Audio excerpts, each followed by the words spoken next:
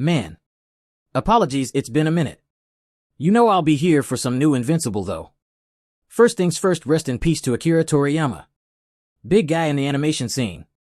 Dragon Ball was major and influential in a lot of ways whether we watched Dragon Ball or not. Even in Invincible the Viltrumites are kind of similar to the Saiyan race. His legacy will forever live on. So man, this episode's had a lot going. Not really exciting for me, but I enjoyed it nonetheless. There are gonna be spoilers in this vid, so I recommend if you haven't seen the episode and you're not looking to be spoiled, just add this vid to your watch later playlist.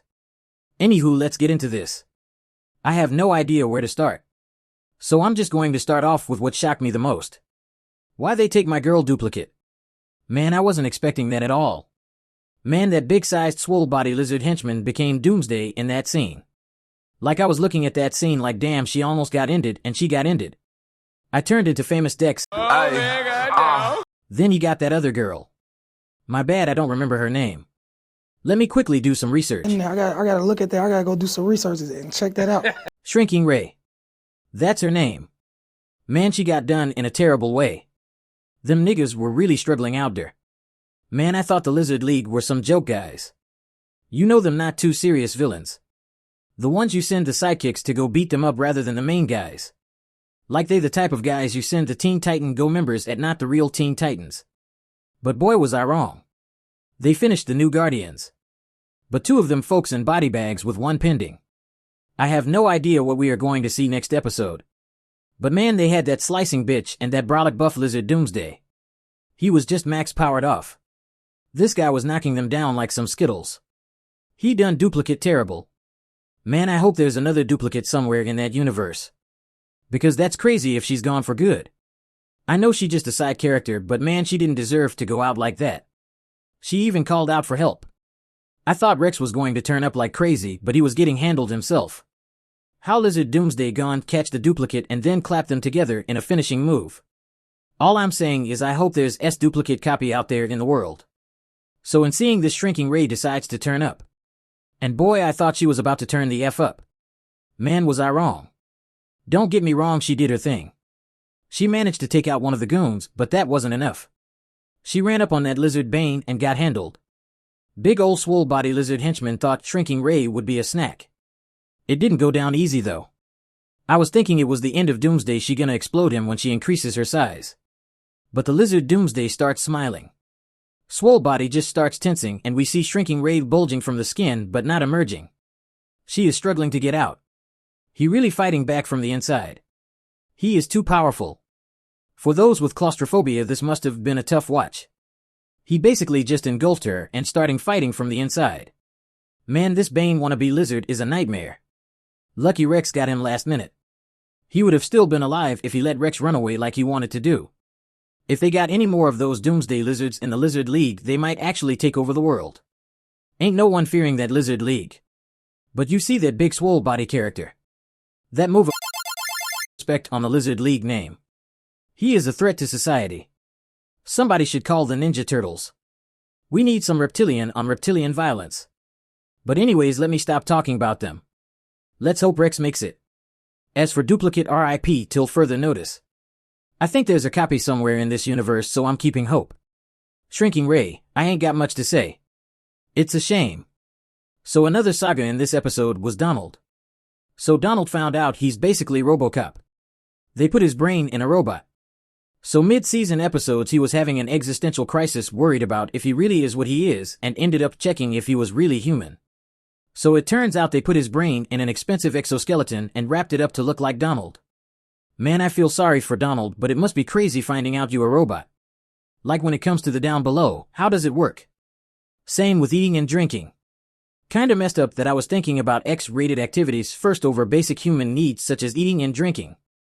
Y'all can just ignore that. I digress. But yeah, I think being brought back to life as a robot must suck. It's funny because when Cecil was explaining what he done to Donald, it reminded me that episode of SpongeBob when Plankton put SpongeBob brain in the robot. It ain't funny, but it is though. But yeah, he should have let Donald rest in peace. But I guess Donald gotta stay alive. Donald seems pissed about this, and then Cecil giving it a nonchalant attitude is pissing him off more. But Donald is so monotone and dull, I thought he was a robot anyways. And just thinking. Now that Donald is a robot, he technically doesn't need to still wear glasses, does he? Anyways, that's neither here nor there.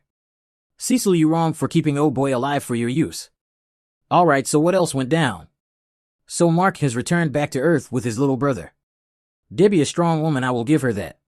She was really down to look after an alien baby that's not her own, but for the sake of it being Mark's brother. Gotta salute her for that. Debbie got a good heart. She really heard everything Mark told her and saw him pull up with a purple toddler and said, I got this, you gotta go to school. A mother's love is something special.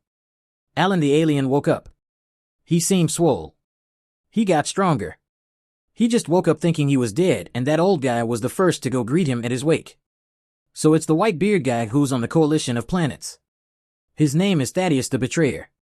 He exposed to Alan that he is actually a Viltrumite who betrayed Viltrum and wants to stop their empire. So I kind of already knew this because I saw a YouTube clip about him.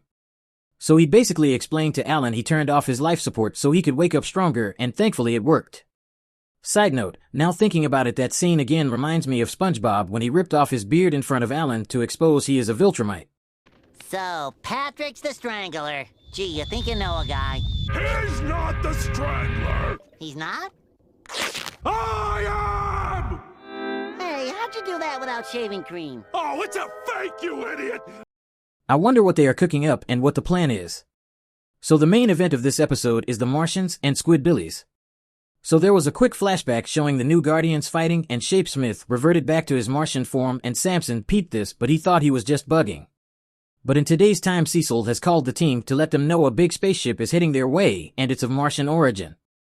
Samson heats up Shapesmith to expose himself, but Cecil and team already knew who he was. So Shapesmith tells the truth of what happened and how he got there. And I gotta say, this Martian is an idiot. You have the ability to shapeshift into different forms such as an accessory. But you decide to knock out a human to steal his identity? So you can live on Earth. Now the human has been taken over by those jellyfish squid things and they are ready to swarm the Earth. All because you don't like living underground. You can shapeshift into anything. Just clone into a lunchbox or something to hitch a ride. He did way too much just to come to Earth. For all we know, he could be working for those squids with his dumb ass. Anyways, so the Squid Legion are coming to Earth. So they make a team to intercept them before they enter the Earth's atmosphere. They manage to recruit Invincible and Adam Eve. Got to shout out Rex on the recruiting. Eve was really feeling down on herself and he managed to get her back on the field. So they go off into space. I'm not sure taking Samson was a good idea. I'm not sure if the squids can penetrate him. Pause. Bulletproof as well. So they go off and Shapesmith keeps telling them things late. Like he really could have explained what they are up against, but he really waits till after it goes south to start yapping. So the Martians ship clock on that there's another ship approaching them and they shoot missiles at them. So the ship gets blown up and Adam Eve makes a force field to protect the team. They end up getting into the ship and Bulletproof kills one on sight. But that was a bad move since they are all linked. Then a tsunami of those pink jellyfish swarm through to meet the team. They are surrounded, however Robot does like a sonic boom type blast thing and knocks them out. But it's only temporary. They regroup and Eve makes a force field again and Robot steps out his suit so he can make a more powerful blast. But Eve ends up struggling to hold the force field. The force field ends up dropping and they are still surrounded. What happens next? No clue. Gotta wait for next week's episode. It was a good episode overall. Tuned into Twitter with people saying Invincible fell off, but you know that ain't true. I see Sensei dropped a new Invincible vid and I was like, damn, this nigga quick. Emma tune in once I drop this vid. But yeah, Invincible ain't fallen off. I do understand the hiatus was annoying, but it's back again. Emma, stay tuned. What did you think of the episode? And with that I conclude the video. Thanks for tuning in. Hope you enjoyed this video. If you did, drop a like with the thumbs up. If you haven't subscribed, become a subscriber to see more vids. We aiming for 1 billion subscribers by next Thursday, so join the team.